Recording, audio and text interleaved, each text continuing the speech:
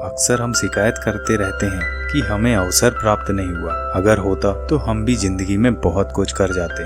जिंदगी में अवसर को पहचानने की अहमियत इस कहानी में बताई गई है, तो इस कहानी को अंत तक सुनिएगा। पहाड़ी क्षेत्र में नदी किनारे एक छोटा सा गांव बसा हुआ था। उस गांव के लोग बहुत ही धार्मिक प्रवृत्ति के थे। गांव के मध्य में एक मंदिर स्थित था। सभी गांव वाले उस मंदिर में रोज प्रतिदिन पूजा अर्चना करते थे। उस मंदिर की देखभाल की जिम्मेदारी वहां के पुजारी पर थी, जो मंदिर परिसर में ही निवास करता था। वह सुबह से लेकर रात तक ईश्वर की अर्चना में लीन रहता था। एक दिन गांव पर प्रकृति का कहर मूसलाधार बारिश के रूप में टूटा, जिससे गांव की नदी में बाढ़ आ गई।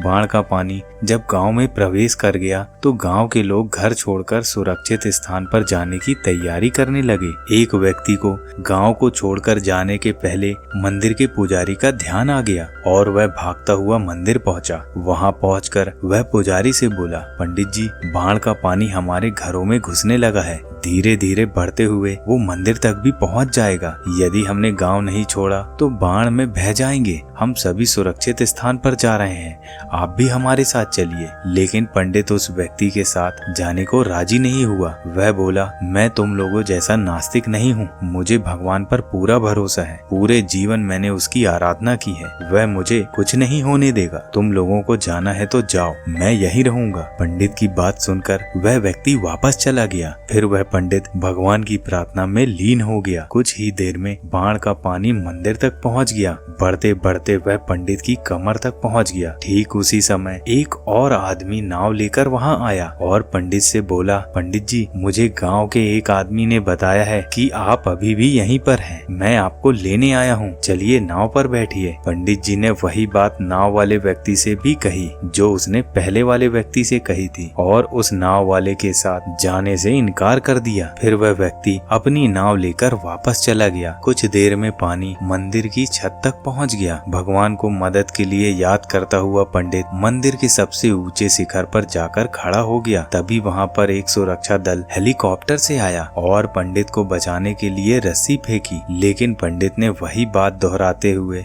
रस्सी को पकड़ने से इनकार कर दिया। सुरक्षा दल का हेलीकॉप्टर दूसरे व्यक्तियों को बचाने के लिए आगे निकल गया। अब बाढ़ का पानी मंदिर के शिखर तक आ गया था। वह पंडित डूबने लगा। डूबने से पहले वह भगवान से शिकायत करते हुए बोला, भगवान, मैंने पूरा जीवन तुम्हें समर्पित कर दिया। मैंने तुम पर इतना विश्वास रखा, फिर भी तुम मुझे बचाने नहीं आए। पंडित की शिकायत सुन भगवान प्रकट हुए और बोले, अरे मूर्ख, मैं 3 बार तुझे बचाने आया था। पहली बार मैं भागते हुए तुम्हारे पास आया और गांव वालों के साथ गांव छोड़कर चलने के लिए कहता रहा। फिर मैं नाव लेकर आया और अंत में हेलीकॉप्टर। अब इसमें मेरी क्या गलती है? तुमने मुझे पहचाना ही नहीं। पंडित को अपनी गलती समझ में आ गई, लेकिन तब तक बहुत देर हो चुकी थी। दोस्तों, ये छोटी सी कहानी हमें सिखाती है कि जीवन में अवसर बिना बताए ही दस्तक देते हैं, लेकिन हम उन्हें पहचान नहीं पाते और जीवन भर शिकायत करते रहते हैं कि अच्छा और सफल जीवन जीने का हमें अवसर ही प्राप्त नहीं हुआ।